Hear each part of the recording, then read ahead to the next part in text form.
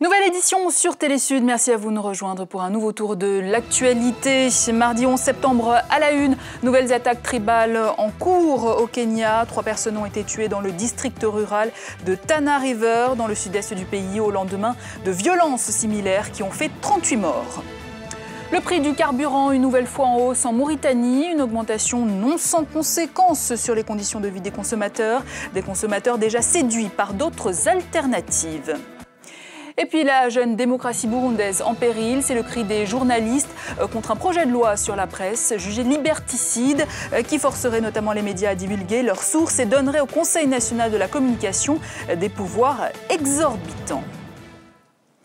Mais avant, on ouvre avec ce nouveau visage à la tête de la Somalie. Hassan Sheikh Mahamoud a été élu par 270 députés. Il l'emporte avec 190 voix contre 79 suffrages pour le chef d'État sortant, Sharif Sheikh Ahmed, pourtant annoncé favori. L'universitaire âgé de 56 ans est considéré comme un outsider, un président atypique qui a passé des années à tenter de prévenir les combats plutôt que d'y participer, soulevant ainsi un timide espoir de voir le pays émerger de 21 ans de guerre civile.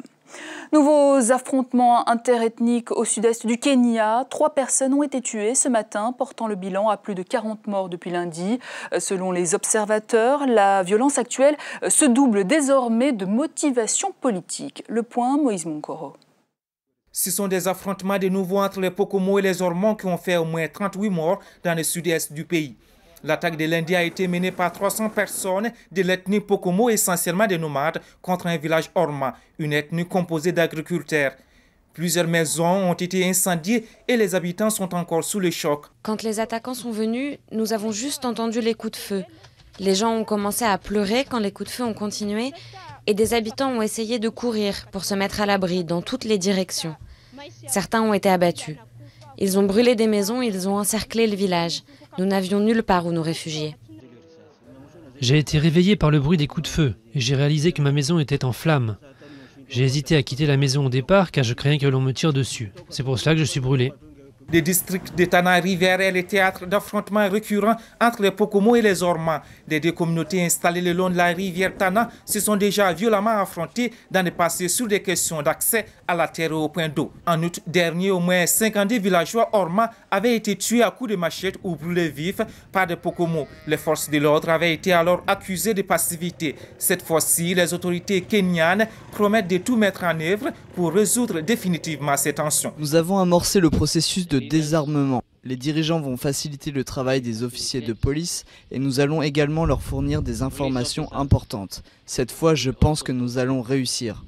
Selon la Croix-Rouge kenyane, plus de 200 personnes ont été tuées au Kenya depuis le début de l'année dans des affrontements à caractère ethnique.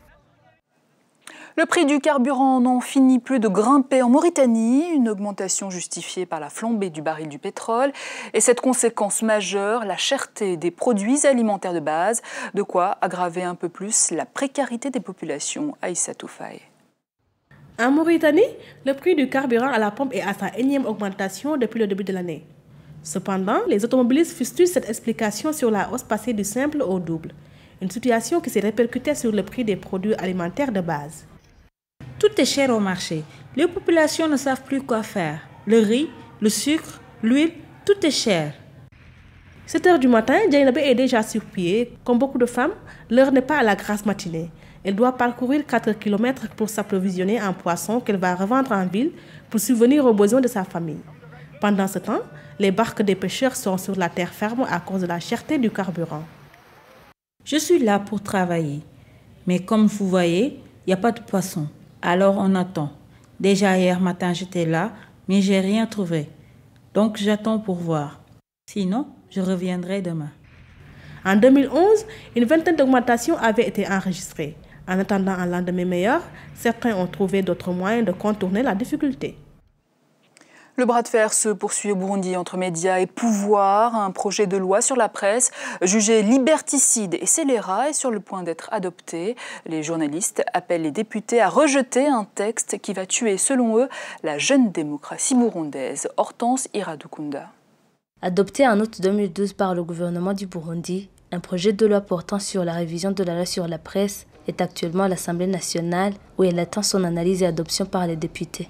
Cette loi a provoqué un tollé dans le monde des médias burundais et ceux-ci s'inscrivent en faux contre ce projet de loi qui, selon eux, n'a pas suivi les procédures normales et vise à restreindre la liberté de la presse. Le fameux projet qui est en débat à l'Assemblée nationale, déjà en introduction pour parler des motifs, signifie clairement que ne cache pas les intentions que c'est pour restreindre quelque part la liberté des journalistes sous le prétendu prétexte de protéger le citoyen.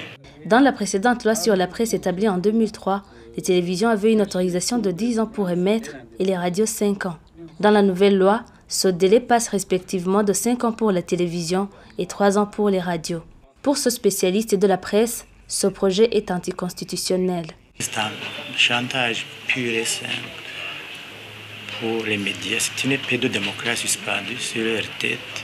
Si vous ne travaillez pas comme ça, quand vous allez revenir tous les 3 ans pour demander une autorisation, eh bien je ne vous l'accorderai pas. Le résultat, c'est OK pour les journalistes, ce sera l'autocensure. Étant donné qu'ils n'ont pas été associés dans l'élaboration de cette loi, les médias burundais ne se voient pas engagés dans sa mise en application si elle arrivait à être votée par les députés. De toute façon, c'est une loi inapplicable et donc si elle était votée, nous serons obligés de la violer constamment et nous allons le faire. Ce projet de loi ordonne aux journalistes de révéler leurs sources. Il punit les médias avec des lourdes peines allant jusqu'à 8 millions de francs burundais pour les délits de presse. Il exige aussi le renouvellement du contrat de travail des journalistes tous les 3 mois. En matière de téléphonie, la portabilité est bientôt une réalité au Sénégal. Les acteurs du secteur des télécommunications s'activent pour sa mise en œuvre au profit de consommateurs jusqu'à présent assujettis aux exigences de leur opérateur de téléphonie mobile. Aïssa Toufaï. La portabilité étant le fait de changer d'opérateur tout en conservant son numéro de téléphone mobile devrait exister au Sénégal à l'instar de beaucoup de pays d'Afrique et dans le monde. Son objectif principal est de permettre aux citoyens d'avoir un accès universel aux télécommunications. La portabilité, c'est la possibilité qui est donnée aux consommateurs de changer d'opérateur, de quitter Tigo et d'aller vers Expresso quand vous estimez que Expresso offre beaucoup mieux que Tigo ou Orange, tout en gardant votre numéro. Le numéro que j'ai, par exemple, je l'ai depuis 10 ans. Je suis lié à ce numéro obligatoirement parce que tout le monde me connaît. J'ai toutes les relations commerciales, les relations affectives avec ce numéro. Si je devais un jour changer en abandonnant ce numéro, c'est vraiment un dommage qui est créé. Dans le cadre du lancement de la campagne sur la portabilité, l'Institut panafricain pour la citoyenneté, les consommateurs et le développement va rendre les résultats de pré-enquête qu'elle avait menée en 2009. Une étude qui porte sur l'élaboration des stratégies des consommateurs afin de tirer profit de la concurrence. Cette campagne, elle est lancée pour nous permettre de dire nous allons nous adresser à l'ARTP, nous allons nous adresser au gouvernement du Sénégal, nous allons leur dire, nous vous exhortons au vu des avantages de la portabilité, que vous puissiez demander à ce que la portabilité soit mise en œuvre au Sénégal. Le recours à cette fonctionnalité va induire à une baisse des prix, une accessibilité accrue des consommateurs à la téléphonie ainsi qu'une meilleure qualité de service. Raison pour laquelle l'Institut exhorte le gouvernement sénégalais et l'Agence de régulation des postes et télécommunications à mettre en œuvre la portabilité au Sénégal. Zoom sur ce phénomène qui se développe de plus en plus dans certains quartiers de Yaoundé, la capitale camerounaise. Les populations n'hésitent pas à s'installer au beau milieu d'un cimetière. Hommes, femmes et enfants y vivent donc sans se soucier des conditions d'hygiène et surtout sans autorisation. Mélanie Beteb. Une route qui passe non loin d'une tombe, des pistes qui serpentent des tombeaux, des habitations qui jouxtent des caveaux, des gris-gris accrochés ça et là pour chasser les esprits malins, des arbres fruitiers et même des poteaux électriques plantés à l'oreille de ce cimetière. Et puis cette brave dame qui fait sa cuisine non loin d'une tombe. C'est la carte postale de ce bidonville de Yaoundé. Madame Gamama, c'est son nom, y vit depuis plus d'une décennie. Je suis venue ici, là, peut-être soit 10 ans aujourd'hui. Mon frère qui était mort, qui avait laissé le terrain-ci. Il en est d'elle comme de bien d'autres personnes, riveraine de cette nécropole, propriété de la paroisse de l'église catholique de Mokolo. Je n'ai jamais ressenti quelque chose de mauvais dans ce quartier, puisque parfois je rentre de la brousse à minuit, 2 heures du matin. À la question de savoir s'il ne redoute pas les esprits des morts qui pourraient revenir les hanter, les réponses sont variées. Ce sont plus les vivants qui sont à craindre. Le 6 août, ma femme a trouvé un homme en train de violer ma petite belle-sœur, en journée aux environs de 13 heures.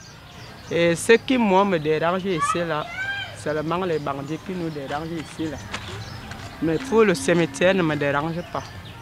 Cet envahissement du cimetière par les riverains pose quand même le problème de l'hygiène et de la salubrité, mais aussi celui de la responsabilité de l'autorité municipale qui a laissé s'établir ces familles. Les gens occupent le terrain n'importe comment. Ils construisent sans autorisation de construire. Et ce phénomène se voit un peu partout dans la ville de Yaoundé. C'est ce phénomène qui continue à se développer tout autour des cimetières. On doit les conscientiser que la proximité des cimetières n'est pas toujours une bonne chose. Parce qu'on ne sait jamais que les maladies qui peuvent se développer après l'enterrement d'un corps. En attendant, la vie suit son cours dans ce quartier de Yaoundé, entre les morts et les vivants.